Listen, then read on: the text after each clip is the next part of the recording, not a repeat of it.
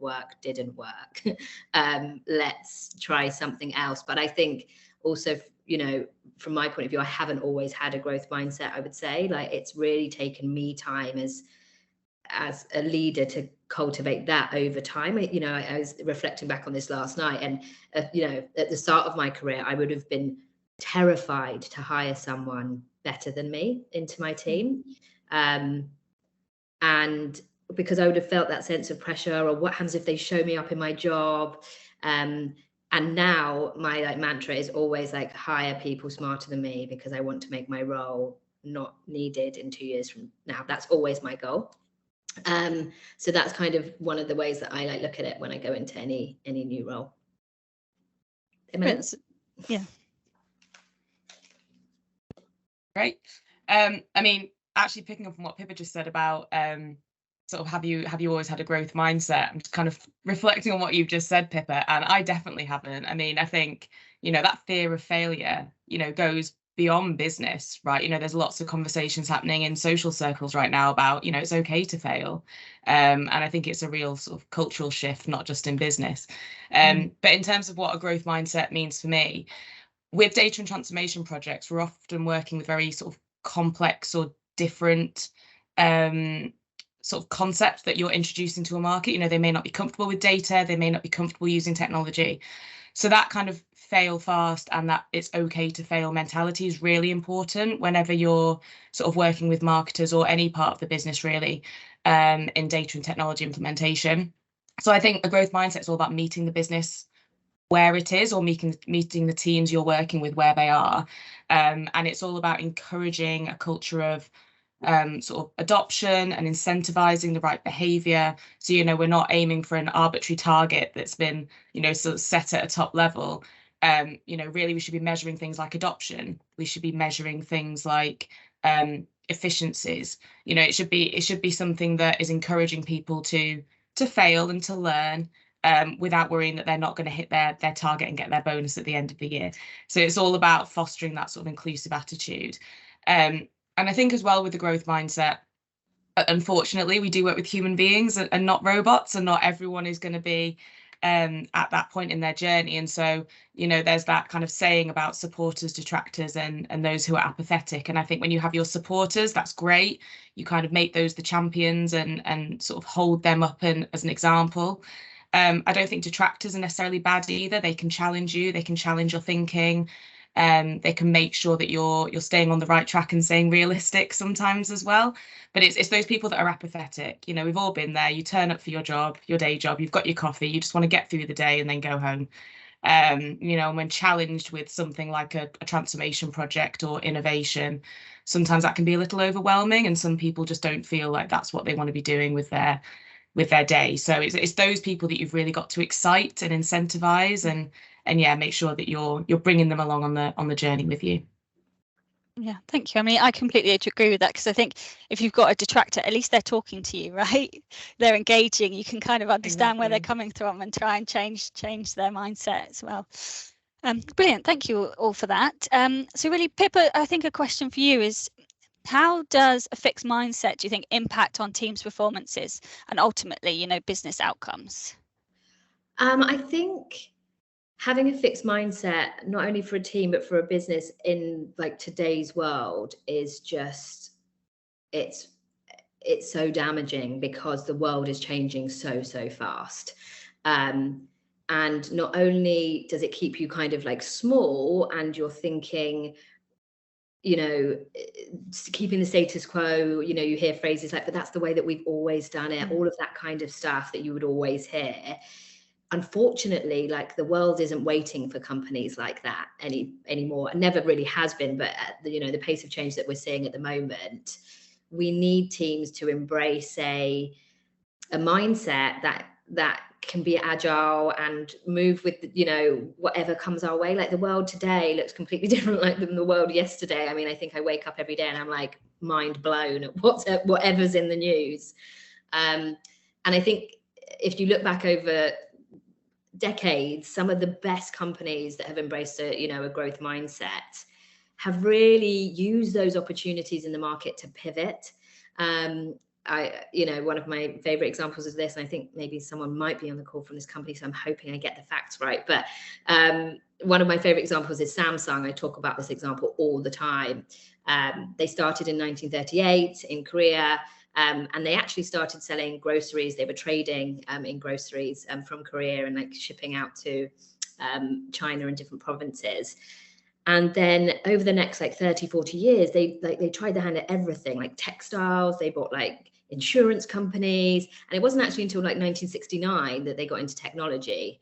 And now, they're one of the biggest tech companies in the world. And you just think, wow, if ever there was an example of like growth mindset and adapting and being agile and taking a bit of a risk, it's a company like that. And I think, if you look at some of the most successful companies in the world, they all have that in common. At some point, they have all pivoted, either market, either product, literally so many different ways. Another great example is IBM, that you can read up on. And I think that's the kind of culture that I'm trying to create within my team specifically. Is I know that that's what we've always done, but is it the best thing that we could be doing tomorrow, a year from now, 3 years from now? And I find that personally exciting now, but to Emily's point, I think that sometimes there are people in the team that can be terrifying. So it's just about helping those people kind of come on that journey a little bit more.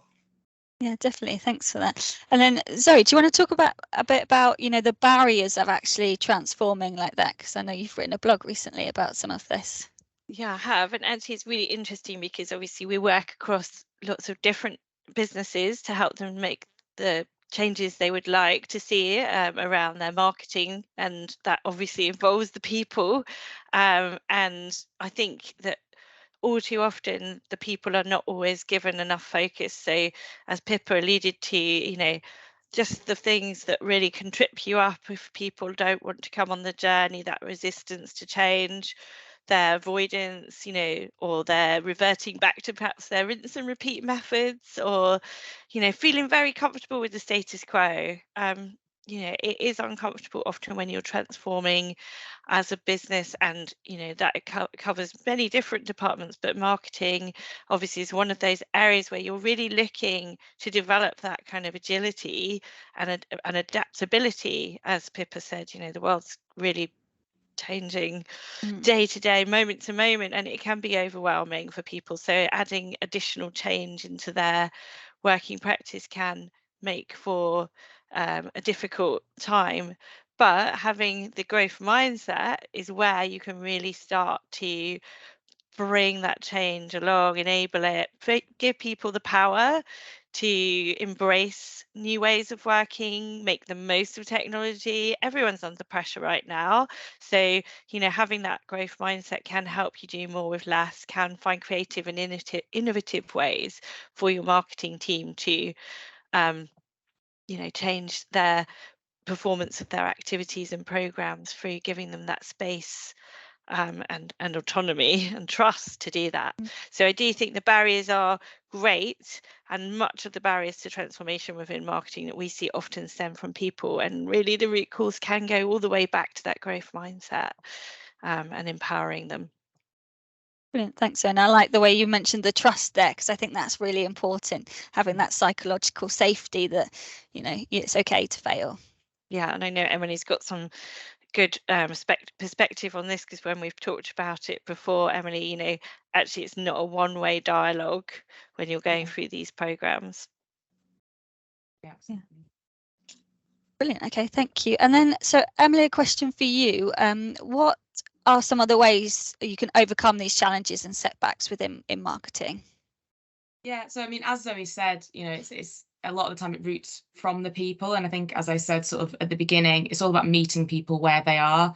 It can be a really scary time, transformation, and again, especially when we're talking about sort of the data and technology side, it's not always people's comfort zone, and some people hear the word data and recoil in horror, or sort of hide under a rock somewhere because it's the new buzzword that people don't know too much about. But it's all about mutual benefit, right? So at the end of the day, a lot of these transformation projects, they're not just to make more money, although, a lot of the time, revenue is a key part.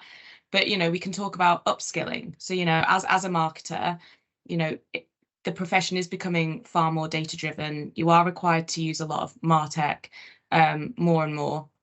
So, you know, going through these type of projects, one thing that I always make sure to say is, you know, we're not just doing this for the good of the business. We're not just doing this because we think it's the way the industry is going. We're doing this to upskill you. We're doing this to give you skills to enhance your career and move you forward and make you a better, more efficient, well-rounded marketer. Like, this is a real opportunity for you to learn some new skills in a supported way.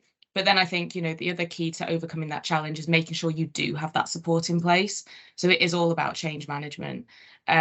You know, we do have a tendency in the data and tech world, and I'm sure Pip has seen this as well, where we tend to just have a technology and just throw it over the fence and go, here you go, this is great, use it. And maybe we'll give them 1 or 2 sort of navigation sessions. You know, here's how you log into the tool, here's how you build a template. And then we just assume that that's enough because, you know, we understand the product, and actually you've got to put the wrapper around that. So, you know, this is why you're using this tool. This is how it integrates with your current way of working. Here's how it integrates with the other tools that we've been introducing over time.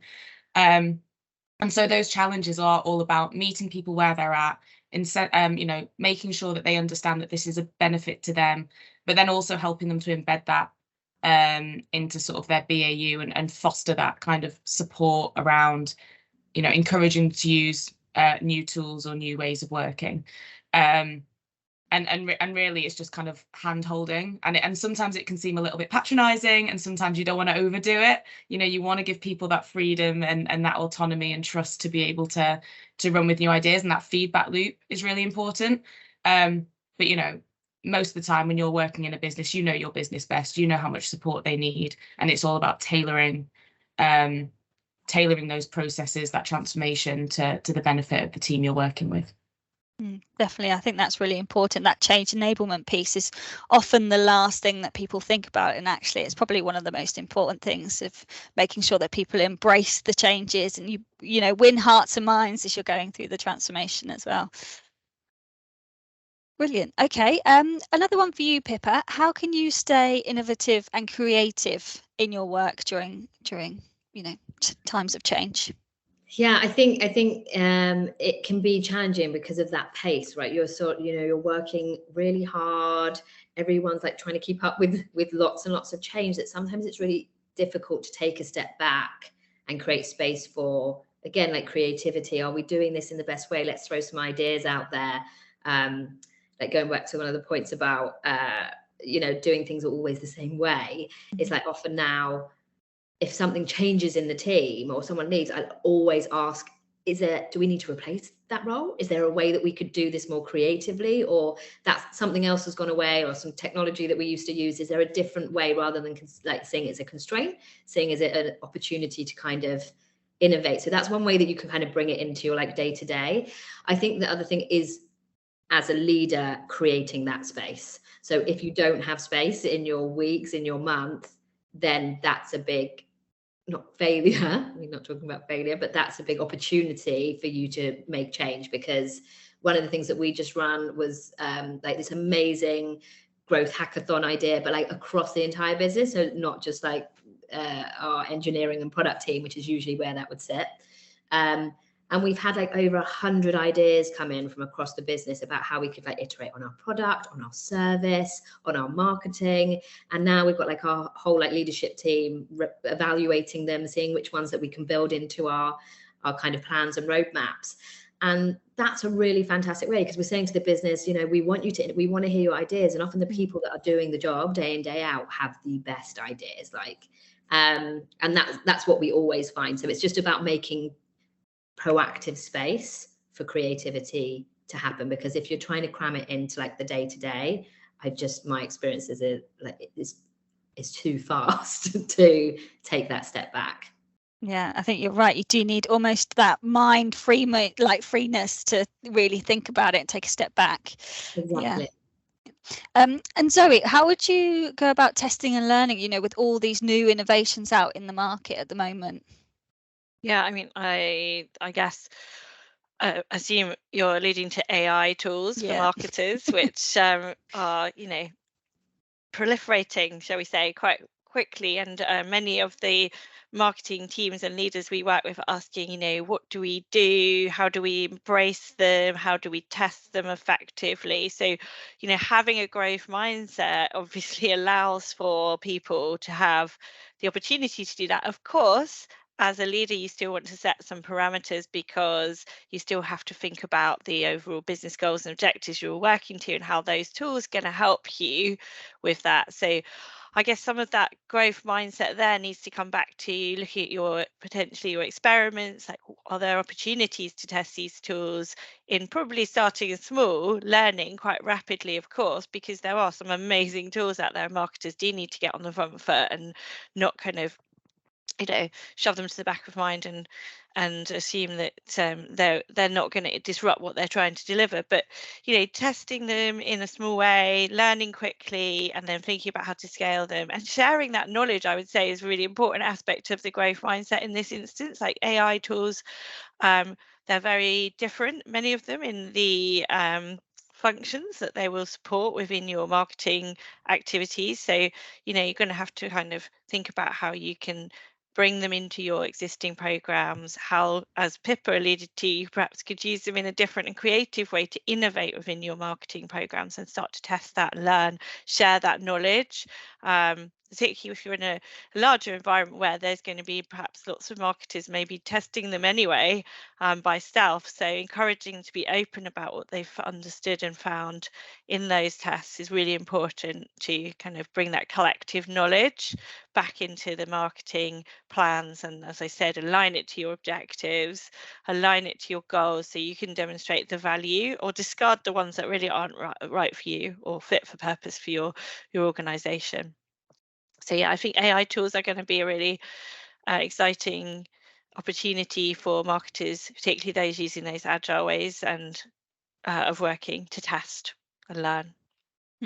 Definitely. I think, like you say, it's all about testing and learning and what works for you and in your role. So we've got a couple more questions left, but we will be going to audience questions. So please do put them in the chat now and we can get to them shortly. So Emily, another one for you, which I think is quite important. It's like, have you ever experienced any pushback, you know, when you're advertising you've got growth mindset, you know, and it could be from senior leaders or even team members? Yeah, I think, you know, pushback comes in multiple different forms. And I think a lot of the time the pushback stems from a lack of expectation setting. So, you know, especially when you're talking to senior leaders, you know, sometimes you have to, you know, pitch a business case, you have to get investment, especially if it's quite a large kind of transformation project that you're working on. And there's a tendency to be able to overpromise or say we can do it quicker, or, you know, the question comes back, you know, well, we're not going to give you funding for a year, we're going to give you funding for 6 months. And a lot of the time it's setting those expectations to say, well, actually, if you want to experience the long-term benefit, if you want this to be a long-term embedded change, it's going to take some time. You know, it's not just about creating the tool, migrating the data and then, you know, presenting it to the market and you've done it in a 5-day, you know, workshop. This takes a lot of preparatory work with the teams. It takes a lot of that change management that I was speaking about before. And I think, you know, the challenges that I've certainly had is like, this is great, but do it quicker. And, you know, your response is there then always, we can go quicker, but you're going to get short-term benefit and the long-term benefit is going to is not going to be realized, because we'll go in, we'll do the thing, we'll leave and everything will crumble. So it is all about that expectation setting. I think then it's also down to making sure that you're incentivizing the right behaviors and talking to senior management, team members, and saying, you know, if we want this change to stick, if we want to grow, if we want to innovate, you know, we need to maybe stop setting people targets of a quantitative nature, you know, like, so I work in the sort of event space. You know, one of the big measures of success is still how many people come to the event. A different question is, are the right people coming to the event? Or are the higher quality people coming to the event? Or are our clients actually meeting those people? And actually, when you're focusing on sort of quantitative metrics, yes, they're easier to measure.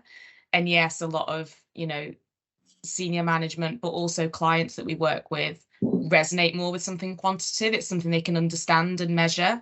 But actually, you need to be incentivizing things like, you know, we're getting the right audience through the door, or we're getting them through the door quicker or in a more efficient way, or it's costing us less, or, you know, more connections are being made.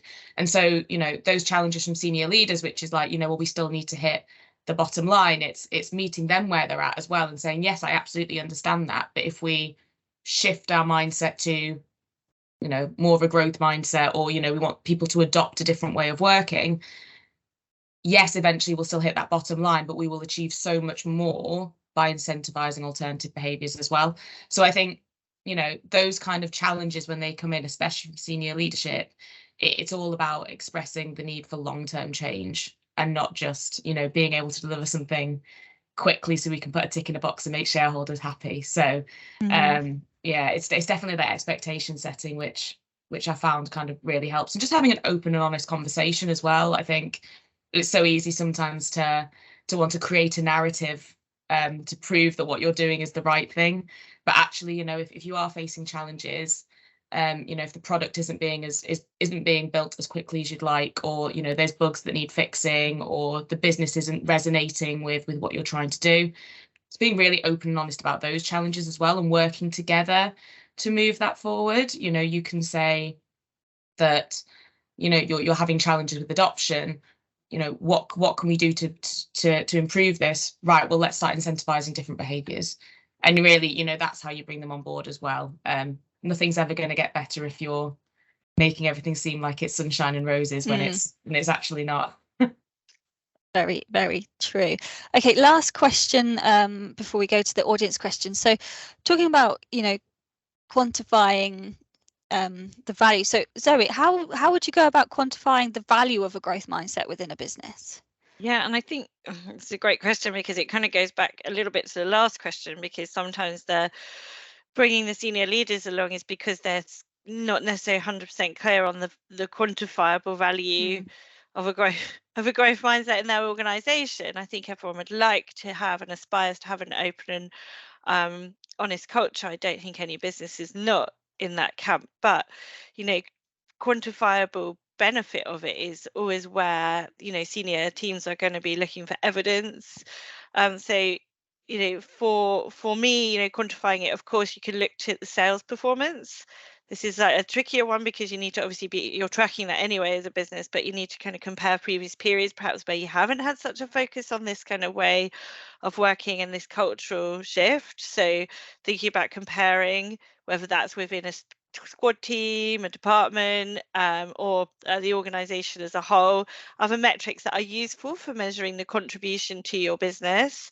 So surveys, of course, customer feedback, of course. You know, I think that when, you know, as marketers get more audience centric, which is obviously very important in order to be able to adapt and move at pace, then, you know, having that rigor around customer satisfaction and being able to deliver like quality sales pitches that are more aligned to customer needs all ties into that open growth mindset of really understanding what your clients and prospects are looking for. So you should start to see an improvement in conversion. Positive feedback from your clients is obviously great to hear as well, you know, just in the retention rates, particularly if you're in a SaaS environment where retention is very important to your, you know, future revenue. And then I suppose employee side, because you're asking your team to work in a different way, then, you know, you can look at things like, you know, people's job satisfaction, if you're doing employer NPS, you know, you tend to get a more engaged workforce. There's lots of data and evidence around this, and that means they're more committed and more positive, and that's likely to have a greater impact on your sales performance. And then I suppose the final area that I would look at is innovation, because as you know, Pippa talked about, you know, her world of product in particular, you know, being able to innovate, being able to shorten your time to market through, you know, having that mechanism which the growth mindset really underpins is really, really important. So that kind of how you can track how many, of course, where you could argue it's a bit of a vanity metric, but you know, the quality of those MVPs, the prototypes, the time it takes you to get them to market is probably a good measure, as well as, of course, the success rates of those products going into full market. So I think those are probably the way that I would look at quantifying. There's probably more. I'd love to hear other people's thoughts on that. And of course, then how you would factor that into your return on investment as marketer as well. So you've got your key marketing metrics people are measuring already, like lifetime value, like how they might have changed as your team becomes more growth mindset orientated is something again to look at. And if you're consistently achieving higher ROIs across your key metrics, then that's a good indicator that growth mindset is really fueling that. I'd love to hear from Pippa and Emily as well, if they've got any metrics they use specifically in their organizations or that they think would be good for people to consider. Yeah, I mean, I think for me, the main one which you talked about is actually job satisfaction and job design.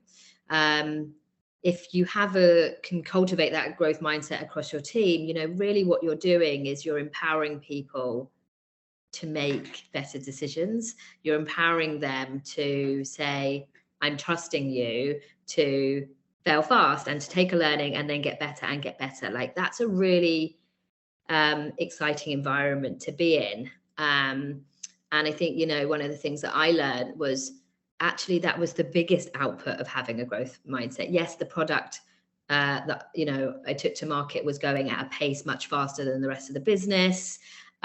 We were seeing much higher kind of growth than we were even expecting. But actually the main output was that I had a team who were super engaged.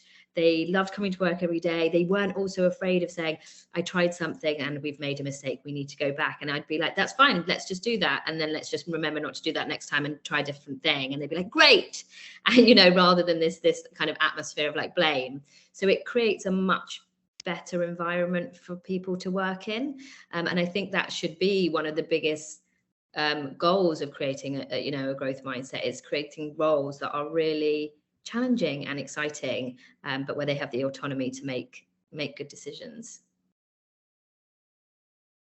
Yeah, I think I definitely add to that and say, you know, that sort of staff retention piece, like even, you know, to the next level, not just job satisfaction, but, you know, how many people are you retaining within the business? I think going back to what I was saying before about the fact that, you know, making it clear that you're giving them skills, you're upskilling them for their career.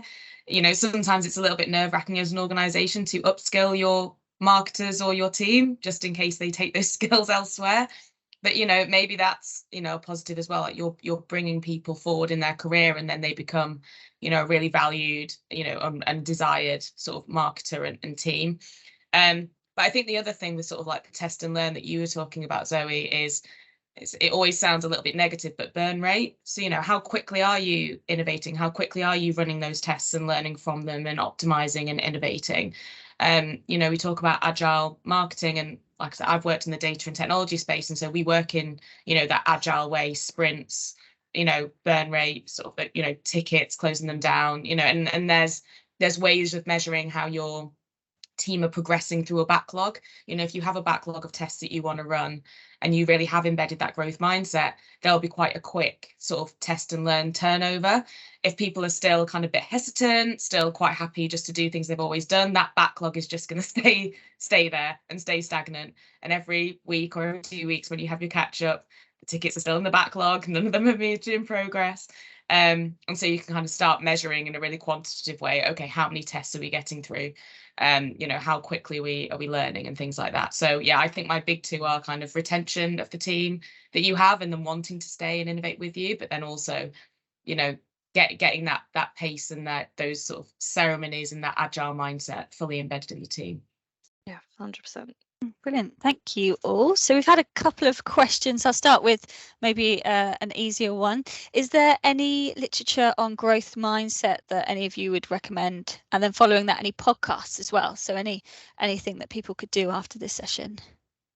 Well, I'll start whilst you guys are thinking, but I mean, for me, there's obviously Simon Sinek. I've got his books next to me. Find him very inspiring, and he's a very good example of growth mindset in many cases, and a lot of wisdom around infinite games versus finite, and how really, like, as you evolve your business and yourself, your individual career, it's not a finite game, it's infinite. So you've got to keep that open mind. Growth mindset is very important to that. So some of his TED Talks are very useful.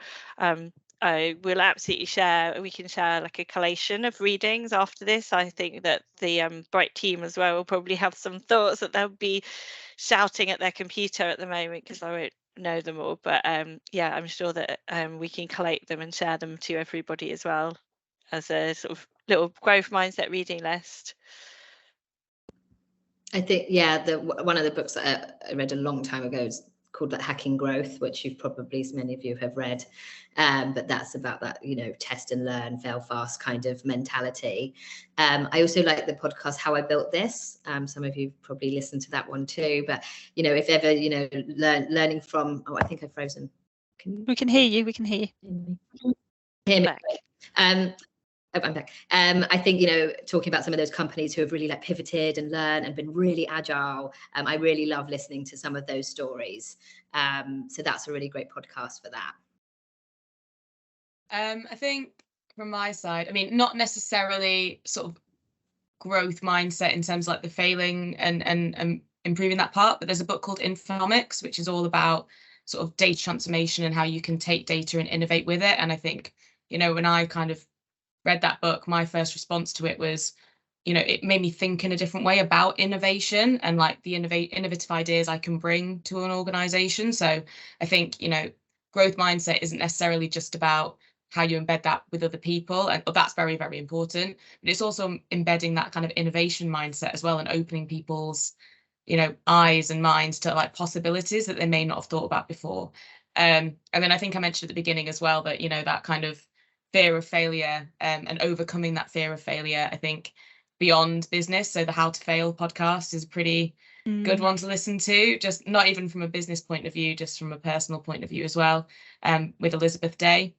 And it's all about overcoming that fear of failure and how people have actually thrived from the failures and challenges that they faced in their life. So I think that's a really easy listen as well while you're cooking breakfast at the weekend. Brilliant, lovely. Like Zoe said, we'll collate some of that and share it with the attendees as well, so you can you'll get that list following. A couple more questions here. So how do you reconcile growth for the business versus growth of the individual? And how would you deal with a situation where these aren't necessarily aligned for a team, especially in situations where leadership expectations are high and marketing metrics not doing well? Anyone fancy taking that one? I probably don't mind taking that one. I think when we talk about growth of the individual versus growth of the business, it's a really interesting gulf sometimes, because I agree that again this comes back to the business incentivizing potentially the wrong behaviors, and it's having that sort of open and honest communication with leadership and saying, you know, you want to achieve this change long term. These are the elements that we need to change within the business and within our resources and within our people to enable us to get there. So, you know, if the business want to shift to, I don't know, a data monetization kind of model as an example, but, you know, the people that you've got in the business don't have that skill set, they're expected to just be able to flick a switch and jump on the bandwagon and all get behind the objectives that have been set. You know, there needs to be that open, honest conversation around, you know, we can get there, we can become, you know, a data monetizable business, but what we need to do to get there is we need to get everyone at like a data foundations baseline level of knowledge, and then after we've got that, we need to identify the champions, we need to develop centers of excellence, we need to you know, upskill people to be able to think in this way, and obviously that will then benefit the individual, and you're upskilling that person and bringing them along. But I think it is difficult to reconcile, especially when the business wants it now or in 6 months.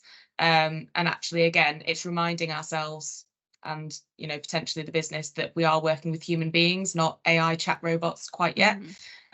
You know, and people can't, you know, flick a switch that quickly. You know, it needs to be that expectation setting. But yeah, completely acknowledge that challenge, and I've definitely had that for sure. Brilliant, thanks, Emily. I think we've probably got time for one last question, and then we'll wrap up.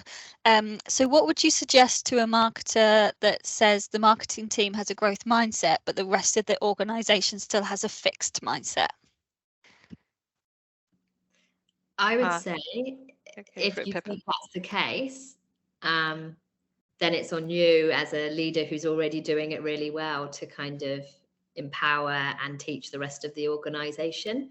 I think it's really tricky because I think I think marketing is one of those areas where you typically have a little bit more acceptance of a growth mindset. Like you said, Zoe, you've probably always had to do that, right? Be like always agile and moving. And obviously there are other teams and departments that just haven't had to work that way.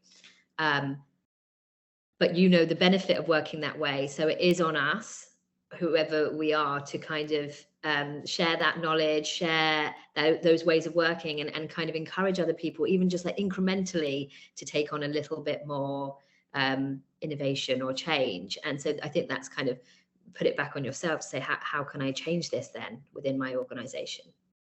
Yeah, 100%, Pippa, I agree with that. And we've seen that from time to time, where there's a big push for the marketing team to become more agile, to embrace agile marketing practice, and it's very difficult for them as they kind of extend their reach, of course, to collaborate cross-functionally, to get people engaged around those new ways of working and thinking.